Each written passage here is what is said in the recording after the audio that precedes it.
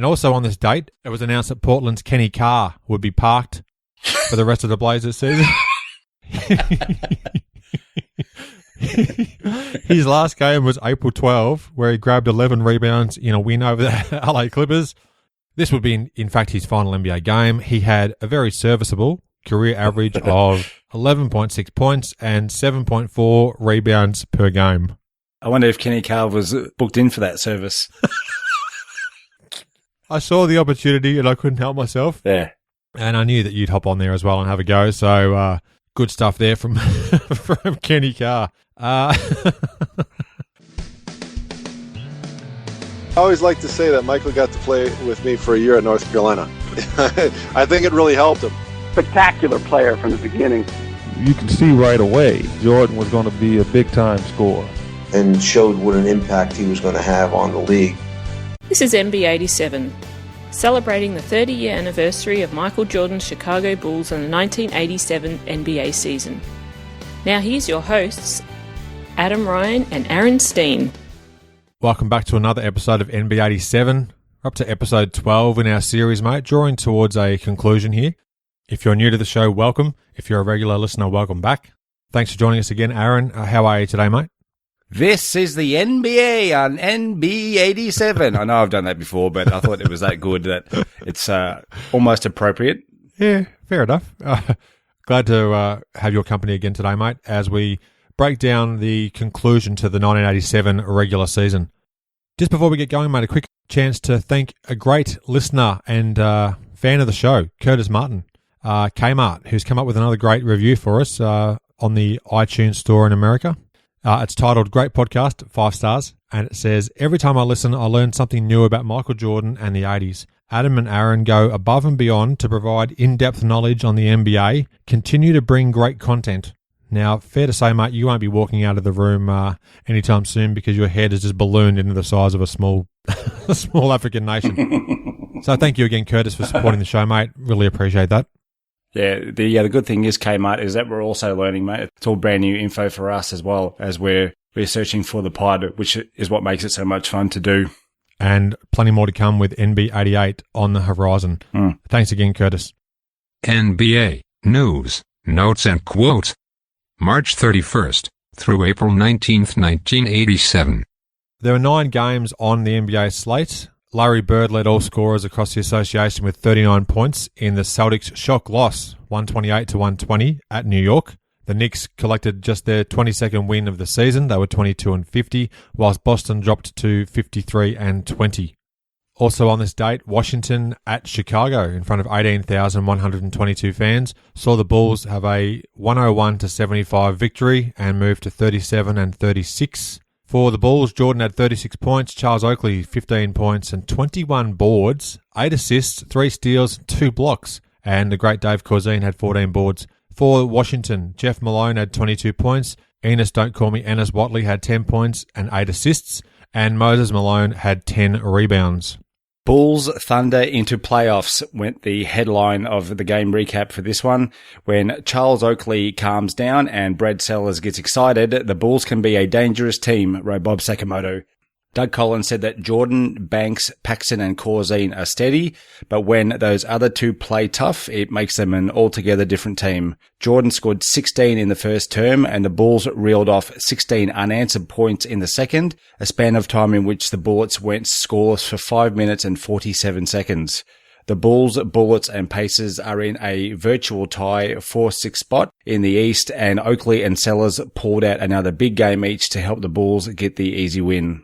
Collins said post-game that Oakley played vicious and under control, and Dave Corzine and John Paxson played great double-teaming defense on Moses Malone, who was forced into just 4 for 12 shooting.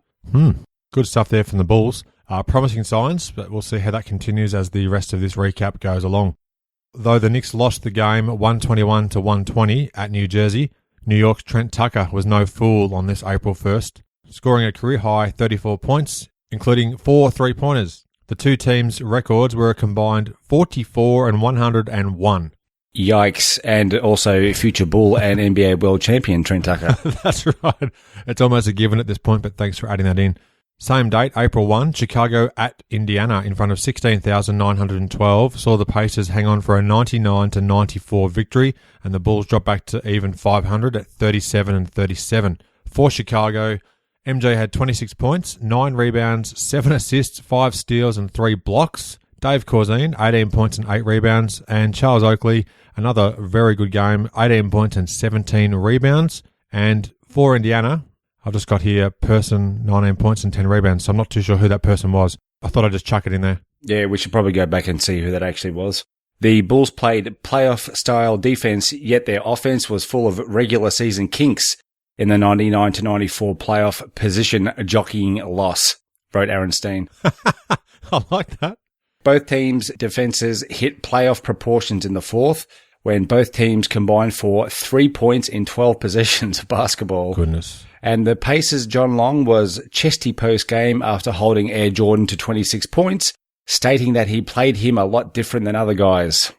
Corzine and Oakley picked up the slack on offense, along with friend of the show, Sedale Threet, off the bench.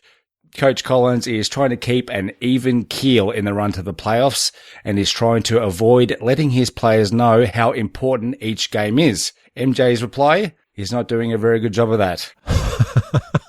Dave Corzine also noticed the new coach still feeling his way in trying to keep his emotions hidden from the team. That's a difficult ask for Doug Collins at the best of times. In other Bulls news, Michael Jordan took part in a cruel April Fool's Day joke with local radio broadcaster Pat Benkowski. Chicagoans driving to work on Wednesday morning were met with their worst nightmare, Jordan announcing his retirement from basketball. I read about this and I inexplicably have forgot to put this in the notes. It's an absolute classic, so go ahead. Jordan said that the wear and tear of the game and the threat of career-ending injuries were enough for him to call it quits, and the team had dedicated the remainder of the season to him. The station then had 150 phone calls before 9 a.m. from fretting fans, along with other stations and newspapers getting bombarded from the masses.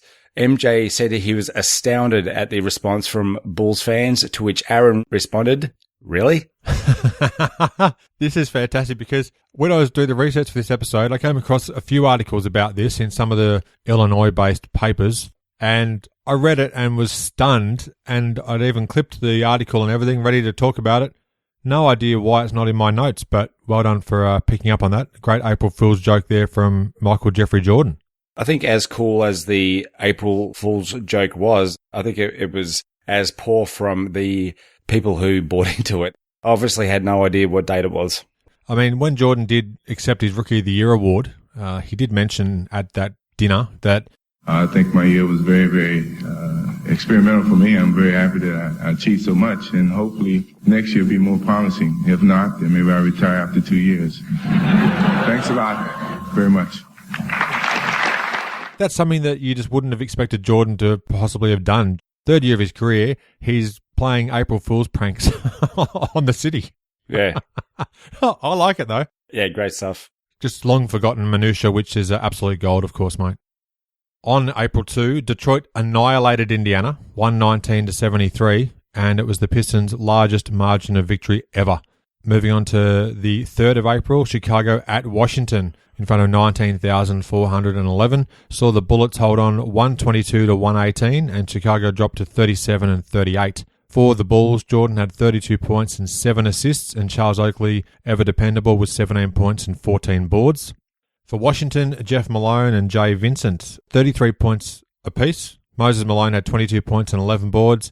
And Enos Watley had 12 points, 8 rebounds and 9 assists. Fantastic game there for him. Former Chicago Bull, Enos Watley. That's right. I'm dropping the ball on these former and future Chicago Bull mentions. Michael Jordan had his usual post-game crowd at his locker. Sellers and Oakley were outside the locker room talking to Navy's David Robinson. That's cool. And Coach Collins sat in the corner, shaking his head at the box score and another close Bulls loss. A 9-2 Bullets run over a 3-minute span was the culprit. With the Bulls down 8 with 30 ticks left, Paxson and Jordan hit threes to make it a little closer at the end. Oakley spent spans of the 3rd and 4th on the bench in foul trouble, which, and I quote, killed the Bulls, said Collins, but he added that Oak is putting his body on the line and the team can't leave him to grab every rebound. Up next are the high-flying Atlanta Hawks, who just dunked the Knicks by 37 and will be coming in rested. 37-point drubbing of the Knicks. Now, returning to games on the 3rd, Dallas clinched the Midwest Division title with a 136-116 win versus the visiting Golden State Warriors. Great friend of the show, Rolando Blackman, episode 70, had 33 points for the Mavs, who also racked up the franchise's first 50-win season. Blackman was one of 7 Mavericks in double figures. On April 4, in New York, you could say that the sky was a limit as Kenny Walker registered a career-high 26 points. Add to this Bill Cartwright, episode 43, and his stellar 32-point performance, and the Knicks held off the Indiana Pacers 112-108. And same day, Chicago at Atlanta, 16,522 fans saw the Hawks have quite a comfortable victory, really, 110-97, and Chicago dropped to 2 games under 500, 37-39. For the Bulls, Jordan had 31 points, 6 boards and 7 assists. Charles Oakley had 14 points and 15 rebounds, and Brad Sellers had 12 points and 10 boards. And for Atlanta, Dominique and Randy Whitman, unlikely in the scoring column there for Randy, you have to say, 24 points each, and Doc Rivers 11 points and 11 assists. In terms of Brad Sellers, that was one of 5 games in his career where he had a double-double. Interestingly, 4 of which happened within 8 games in January of 1987. And as always, basketballreference.com, thank you for the great statistics. The Bulls trailed by 28 points in this one when both teams emptied their benches.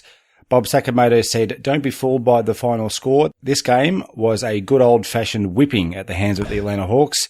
MJ went just 9 for 24 from the field, and it was the Bulls bench 5 of Waiters, Sellers, friend of the show Threet, Brown, and Pete Myers, who made the final score a little more flattering for the Bulls. Doug Collins said the team was spent mentally and physically as the Hawks took advantage, running out on the Bulls at every opportunity. Chicago trailed by just 2 at the half before a third term in which the Bulls shot 7 for 25, and Atlanta was off to the races."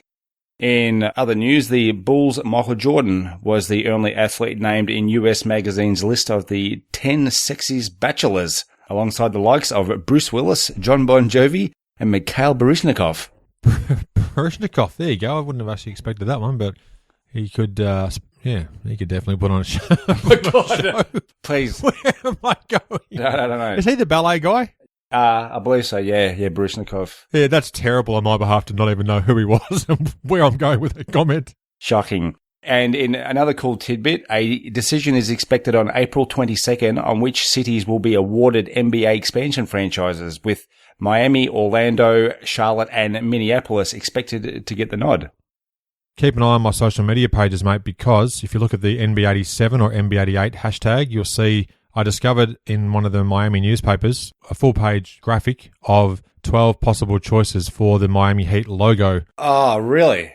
Wow. It was narrowed down, I think, from well over 1,000 submissions down to 12, and then readers of the paper got to then vote on which of the 12 they wanted, which became the one, of course, that we know and love to this day. Wow, that's cool. We'll add some more information about the forthcoming NBA franchises in our preseason episode, I guess, of NB88 when we kick that off. Yep. On April 5th, Detroit's John Salley notched a career-high 28 points with 10 of 15 field goals. Future Chicago Bull and NBA world champion John Salley, even though he did win a couple of titles with the Pistons much sooner. 10 of 15 field goals in just 29 minutes too, as the Pistons cruised to a 125-107 win over the visitors from Milwaukee. Pretty good chance that a large portion of those 15 field goal attempts were within about 3 feet of the hoop. Absolutely. Now, at Denver, Magic Johnson casually recorded his 4th consecutive triple-double with 23 points, 11 rebounds and 10 assists, and his LA Lakers won their 60th game of the season. They were 60-15, and the Lakers were 126-118 victors. On the 6th of April, at home, Dominique Wilkins scored 41 points, which is incredible because he really actually was at home, leading Atlanta to a 110-105 win over Cleveland. The Hawks improved to 51-24, the team's best record since they moved from St. Louis in the late 1960s. That's a cool tidbit. Yeah. April 7, NBA Vice President of Operations, Rod Thorne. Former Chicago Bull, General Manager Rod Thorne. An NBA player back in the day. suspended Dallas coach Dick Motter for one game and slapped the Mavericks with a $5,000 fine to boot. This was after Motter suggested that Houston coach Bill Fitch was, quote, messing around, unquote, with the Rockets games in order to avoid the Lakers creating a more favourable playoff position. If Houston finished with a lower seed, they'd avoid meeting the Lakers until the Western Conference Finals. So that was quite interesting. Same day, Detroit at Chicago in front of 15,172 saw the Bulls have a massive win, 116-86, and that snapped Chicago's three-game losing skid. They improved to 38-39. For Chicago, Jordan had 39 points in just 26 minutes, and he had 4 steals as well, and Charles Oakley had 8 rebounds.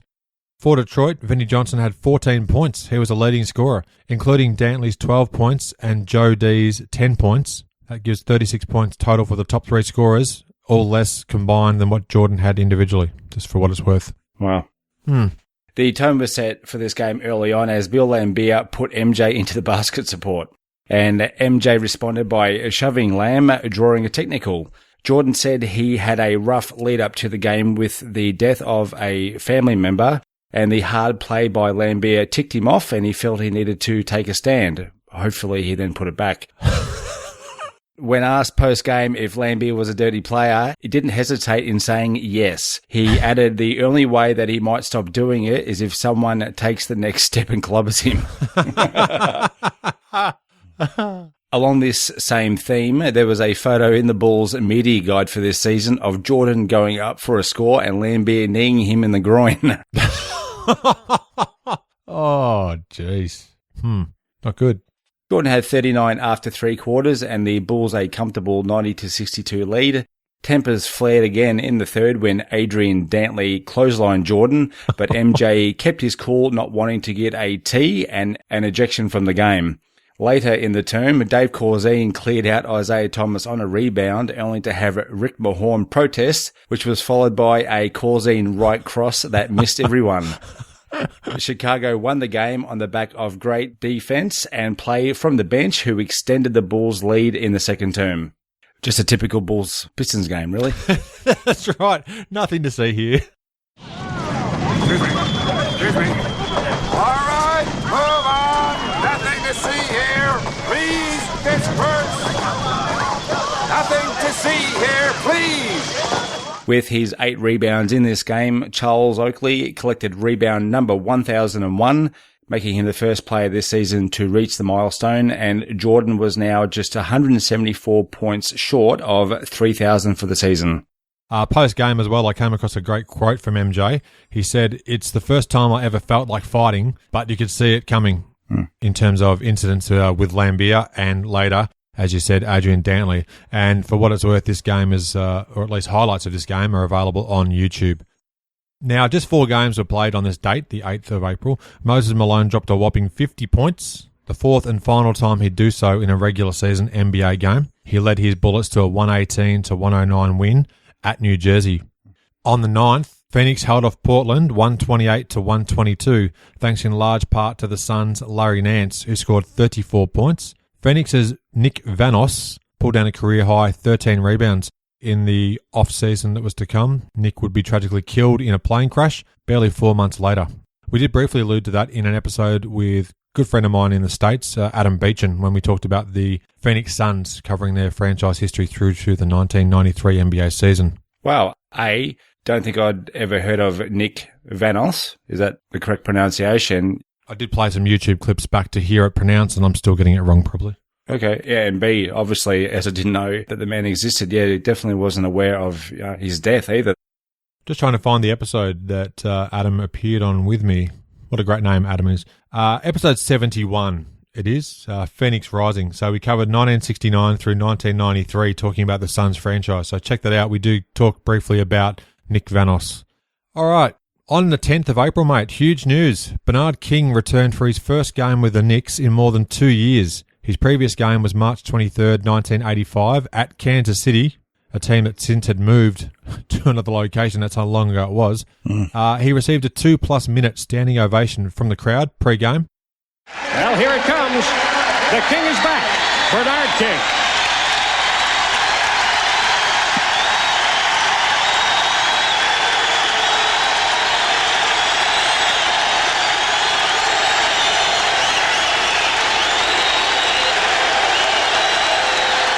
Bernard, we're glad you're back. Well, you can tell that it is starting to affect Bernard King. I don't know that I have seen an ovation quite like that in quite some time. The return of the King, however, was short-lived, sadly, after the visiting Bucks of Milwaukee outscored New York 41-17 in the first quarter before running out 132-93 victors. King's return to New York was also short-lived, as this would be his final stint as a Knicks player. He played out the regular season, 6 games in total, and averaged 22.7 points. He then signed as a free agent with the Washington Bullets in mid-October of 87. Really sad to see that, isn't it? That he came back and played 6 games for the Knicks. Really nice that he got a 2-minute-long standing ovation. Really sad to see after what he was before the injury. I know that he'd eventually make an All-Star game again. He started for the East in 1991 in Charlotte, but another example of what injuries can do to great players. Yeah, absolutely decimated his career for, 5-6 years basically by the time he returned to that All-Star level. So sad to see him go out that way in New York. Also on the same day, Chicago at Philadelphia in front of 17,967 saw the 76ers defeat the Bulls 98-96 in overtime. That's a lot of numbers. And the Bulls dropped to 38-40. For the Bulls, Jordan had 34 points, 6 boards and 10 assists. Charles Oakley, 16 points and 21 boards. And Dave Corzine, 14 points and 12 rebounds. For the Sixers, Cliff Robinson had 22 points and 20 rebounds. Now that's a monster effort. And Roy Hinson, great friend of the show, episode 81, had 17 points and 5 boards. It took Doug Collins 25 minutes to compose himself and face the press after yet another close loss to the 76ers in overtime. The 76ers also lost Barkley in the first term with an ankle injury, and Mo Cheeks, who had missed the previous 11 games with a dislocated finger, splintered it up and hit the game winner with 2 seconds remaining. A miscommunications on a Cheeks-Robinson pick and roll in which Geno Banks didn't switch on to Mo left him open for the game winner. In the final 5:15, the Bulls didn't capitulate for a change. Instead, they went on a 13-2 run to tie the game late. Jordan hit 2 free throws with 4 ticks left. That's the second time I've used the word ticks left to send it into the extra period. Charles Oakley spoiled his terrific 16-point, 21-rebound performance by getting ejected midway through the fourth quarter. Oak, and I quote, hit Paul Mihalik in the rear, end quote, in frustration over a foul call, and then was told to take the rest of the game off. I wonder if that's how the refs told him. You can take the rest of the game off. I think it might have been slightly stronger words. There were 5 games played on this date. Denver's Fat Lever led all scorers with 34 points in his Nuggets 113-103 loss at Houston. Sunday's matinee against the Pacers includes a third team looming large over the game. The Bulls and Pacers are in a battle for the right to avoid the Boston Celtics in the first round. For the right to avoid. 4 players that were fined in the team's March 24 win over Philadelphia had that fine money returned to them by GM Jerry Krause. Sellers and friend of the show Mike Brown were fined $250 for laughing and not concentrating during a crucial stage of the close game. Oakley was fined $250 for getting a tech in the fourth quarter, and Riverbanks $250 for talking back at Tex Winter after fouling out of the game. Yeah, fines were being doled out left, right and centre. On the 12th, Indiana at Chicago, the matinee game you referred to, in front of 17,219 fans, saw the Bulls have a comfortable victory, 116-95. They improved to 39-40 on the year. For the Bulls, Jordan had a monster 53-point, 8 rebound, 4 steal and 2 block effort. Charles Oakley had 8 points and 16 boards. And for Indiana, Chuck Person and John Long had 19 points apiece. Friend of the show, Michael Jordan. Imagine that, Adam. Imagine that. Oh, jeez. I need to have, what is it, a defibrillator or whatever it is? I need to have one of those handy. Anyway, back to reality. That's right. Where were we? Michael Jordan asked Doug Collins post-game if he was going to sleep well tonight after the Bulls' convincing win over Indiana. Doug confirmed that he would sleep well tonight, and that was because Jordan was a nightmare for the Pacers, wrote Bob Sakamoto. Nice. Jordan hit his first 4 shots and 14 of his first 18 to finish 19 for 27 from the field. His only weak spot of the game was when he was held to 6 points in the third term as Indiana came back from 18 down to trail 85-82 after 3. It's a lot of numbers again. Sure is. The Bulls also got great contributions from Sellers, Corzine, Oakley, and friend of the show, Threet. Returning to games on the 12th of April, Larry Bird's 47 point, 7 rebound, 8 assist and 4 steal explosion helped shake the Celtics out of an uncharacteristic 3-game losing skid as he led Boston to a 119-107 win versus the visiting Knicks of New York. You can see why Larry didn't pick up his 4th consecutive MVP award, considering that he exploded late in the season. Now, on April 13, Chicago at Milwaukee in front of 11,052 saw the Bulls have a great win, 114-107. They returned to 500 at 40-40. For the Bulls, Jordan had 50 points, 9 rebounds, 4 assists, 4 steals, and 3 blocks. Charles Oakley, 22 points and 19 rebounds. And friend of the show, Salley, Threet, 10 assists. For Milwaukee, Terry Cummings, great friend of the show, had 24 points, episode 17. And Ricky Pierce, great friend of the show, also had 20 points. He was on episode 28. Now, this was the 7th time Jordan has sprung for 50 or more points in a game this season. Quite possibly, there's more to come. The Bulls moved into the number 7 spot for the playoffs with Jordan's 2nd straight 50-point game. That took him just 37 points shy of 3,000 for the season, in which he would average 37 points a game, and set a regulation game record for points against Milwaukee. Post-game, Doug Collins called Jordan the finest player in the NBA. The Bulls overtook the Bucks in the 4th with separate 12-0 and 8-0 runs. Elston Turner started his 4th game of the year, and the Bulls became the first team to beat the Bucks twice at the Mecca this season. That's a nice turn of events for Elston to get a start. Now, on the 15th, Pres Maravich, father of Pete, passed away on this particular date in 1987. Wikipedia and a few other sources list his birth year as 1915. BasketballReference.com has it as 1920. Wow. Press played one season with the NBLs, and that's not the National Basketball League of Australia, National Basketball League of America, and the Youngstown Bears in 1946, I've since learnt, and one season with the Pittsburgh Ironmen of the Basketball Association of America in 1947. He'd go on to coach his son Pete when Pistol played at LSU. Now, Press was 71, I'm going to assume, based on more sources saying he was born in 1915. Press played. It's a wonder that his nickname wasn't VCR. Fantastic. Shouldn't laugh at the death of Pres Maravich, but that is fantastic. All frivolity aside, rest in peace, Press. Yes. Speaking of VCRs, mate, let's fast forward to Dallas. And on the 15th of April, in a fisticuff-marred game, and that's a quote from the newspaper, it was the first meeting between the Mavericks and Rockets since Dick Motter's comments about Bill Fitch's team tanking for better playoff positioning. Dallas's Al Wood and Houston's Steve Harris were tossed for exchanging punches. Both benches emptied, but, quote, none of the blows landed, end quote. So NBA, nothing but air. The Mavericks won the game 113-107. And also on this date, it was announced that Portland's Kenny Carr would be parked for the rest of the Blazers season. His last game was April 12, where he grabbed 11 rebounds in a win over the LA Clippers. This would be, in fact, his final NBA game. He had a very serviceable career average of 11.6 points and 7.4 rebounds per game. I wonder if Kenny Carr was booked in for that service. I saw the opportunity and I couldn't help myself. Yeah. And I knew that you'd hop on there as well and have a go. So, good stuff there from from Kenny Carr. Press play. All right. Oh, hilarious. All right. On April 16, mate, Atlanta at Chicago in front of 18,122 saw the Hawks hold on for a 117-114 victory. Chicago again dropped to below 500 at 40-41. Now, Jordan had an otherworldly 61-point, 10 rebound and 4 steal game. Charles Oakley, 19 points and 7 boards. And John Paxson had 14 assists in 36 minutes, which was a career high for Pax. And for Atlanta, Dominique had a great game himself, 34 points and 6 rebounds. Kevin Willis, 20 points and 11 boards. And Doc Rivers had 14 points and 12 assists.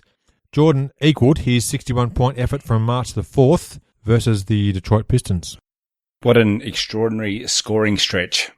Absolutely. Absolutely. Just a torrid amount of scoring. If you look at his box scores for the last, say, 20, 25 games of his season in 87, yeah, ridiculous the number of times he went for just crazy points. One of the coolest magazines I picked up when I was a kid was a copy of Inside Stuff, the magazine from the late 90s, and it actually had the stats that MJ recorded in all of his career regular season games, and actually had the playoffs as well, and like a bar graph with his point tally. So, yeah, I'll have to go back and have a look at that bar graph because it'd be pretty impressive.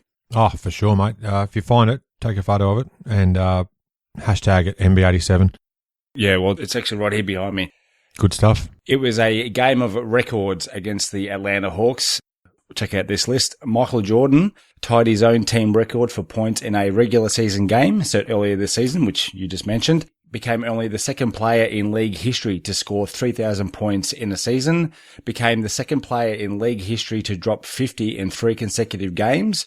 Broke his own record set earlier this season of 18 points when he scored 23 straight for the Bulls in a 6:33 span across the second and third quarters, and is now 15 free throw makes away from the all-time record.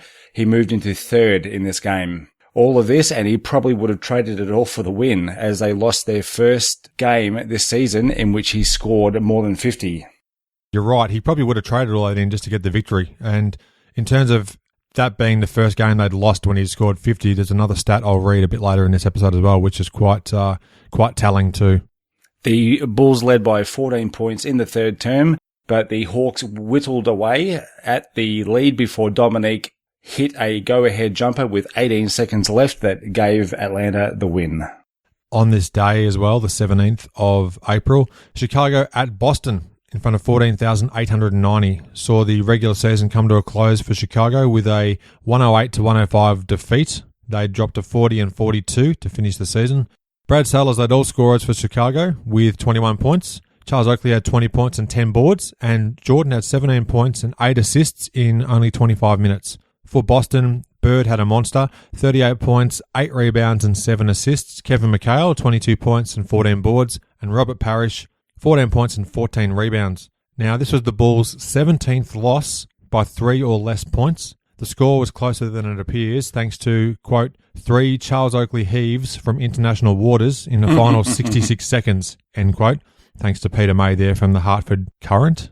May also added that the Bulls finished 18-27 in games where Jordan scored less than 40 points. So that was quite telling, I thought. Wow. And this was just the 4th time all season that Jordan did not lead the Bulls in scoring. So quite a few things happening here as the regular season came to a close for Chicago. Mate, the NB series where tidbits happen. Absolutely. Uncovering them at a rate of knots at the moment. Speaking of international waters.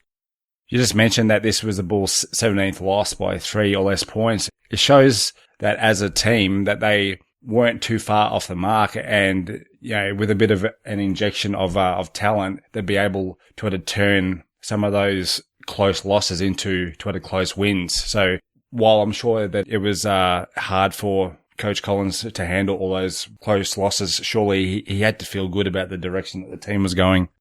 No doubt there. They finished with 42 regular season losses, 17 of which were 3 or less points. So if you just have a bit more poise and a few extra guns to go to in the last few minutes, they're looking at close to 50-win season for sure. So good times ahead for Chicago, you'd hope, and we'll certainly find out more as NB88 comes around the corner, mate. Oh, baby.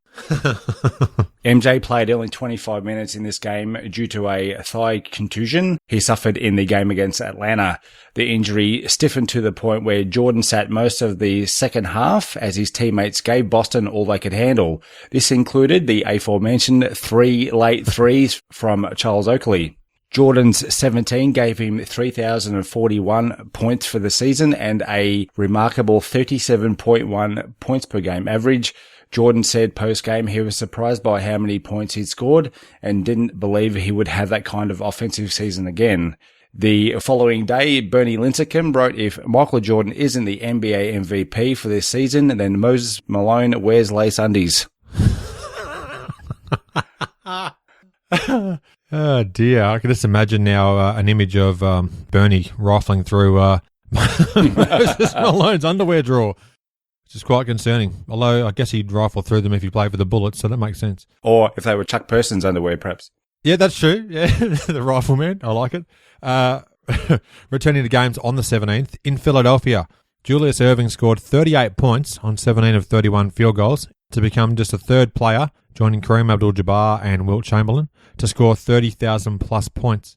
However, the visiting Pacers, speaking of Chuck Person, had the last laugh, taking the 115 to 111 win. As of that game, Irving had 18,340 NBA points and 11,662 ABA points, totaling 30,002 altogether. Again, hat tip there to Peter May.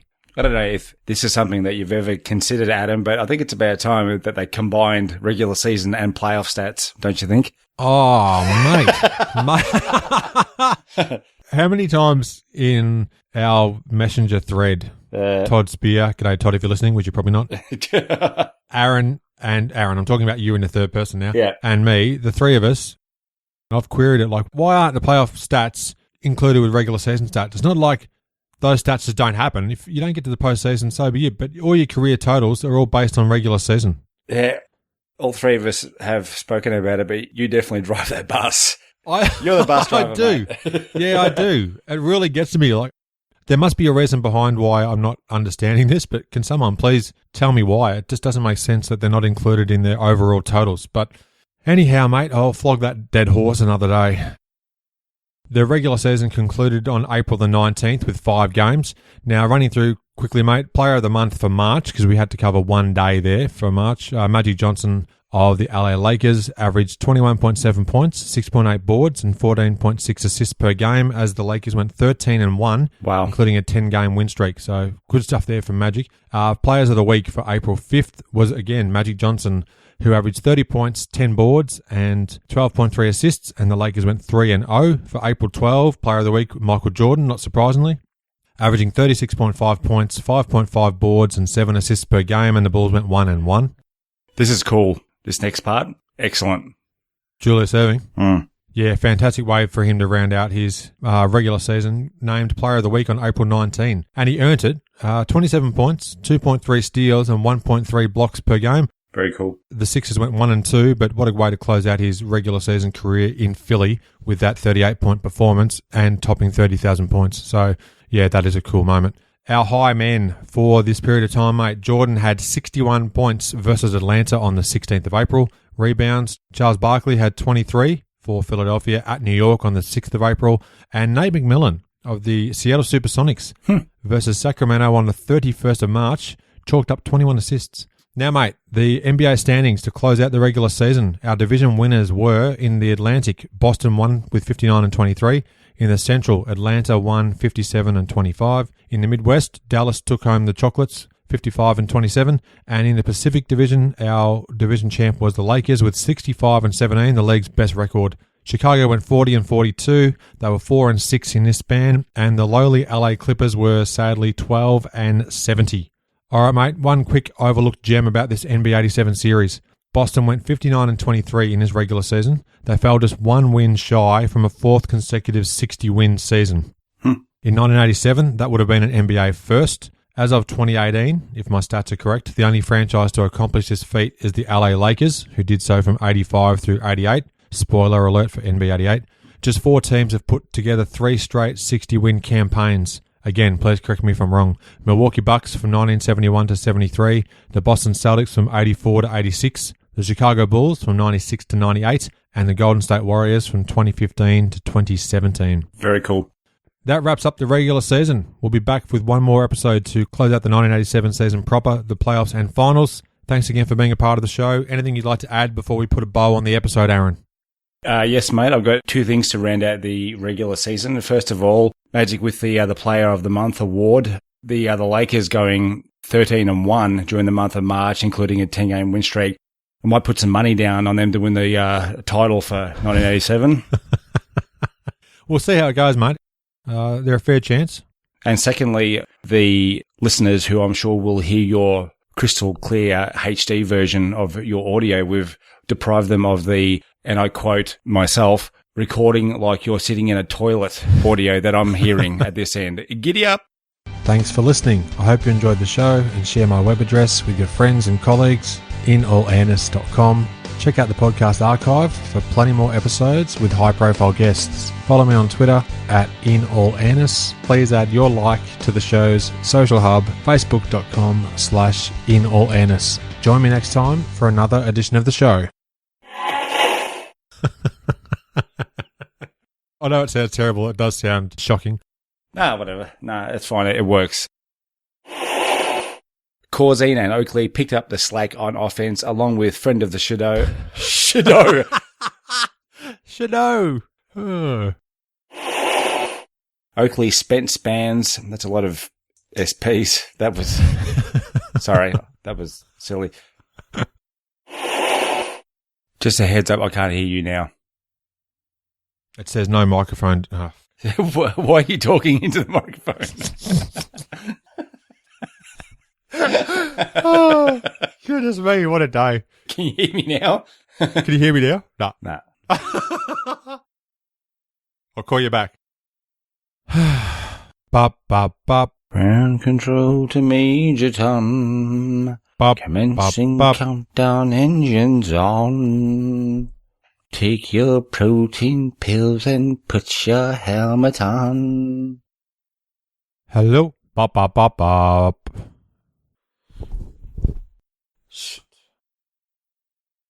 Bop, bop. This is Major Tom to ground control. Can you hear me now? Yeah, I can.